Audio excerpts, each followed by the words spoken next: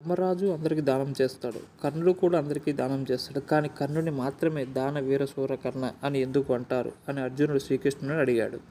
అప్పుడు శ్రీకృష్ణుడు కొద్ది రోజుల పాటు భారీ వర్షాలను కురిపించేలా చేశాడు. తర్వాత కొంతమంది బ్రాహ్మణులు ముందుగా ధర్మరాజు వద్దకు వెళ్ళి తర్వాత కర్ణుడి వద్దకు పంపించాడు. బ్రాహ్మణులు అందరూ కలిసి ధర్మరాజు వద్దకు వెళ్ళి మేము ఒక హోమం చేయాలి అనుకుంటున్నాం, దానికి మాకు చందనపు చెక్కలు కావాలని అడిగారు.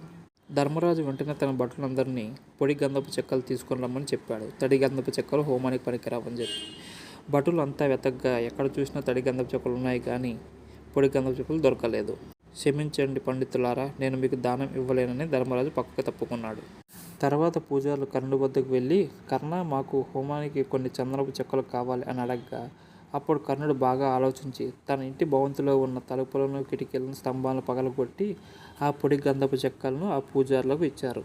అప్పుడు శ్రీకృష్ణుడు చూశావర్జున, పూజారులు ఇద్దరి వద్దకు వెళ్ళి దానం అడిగారు కానీ ధర్మరాజు దానం చేయలేకపోయాడు. కర్ణుడు మాత్రమే దానం ఇచ్చాడు. దానం అనేది ధర్మం కాబట్టి ధర్మరాజు ధర్మం చేస్తాడు. కర్ణుడికి దానం అంటే స్వభావం కాబట్టి అందరూ కర్ణుడిని దానవీర శూరకర్ణ అంటారు.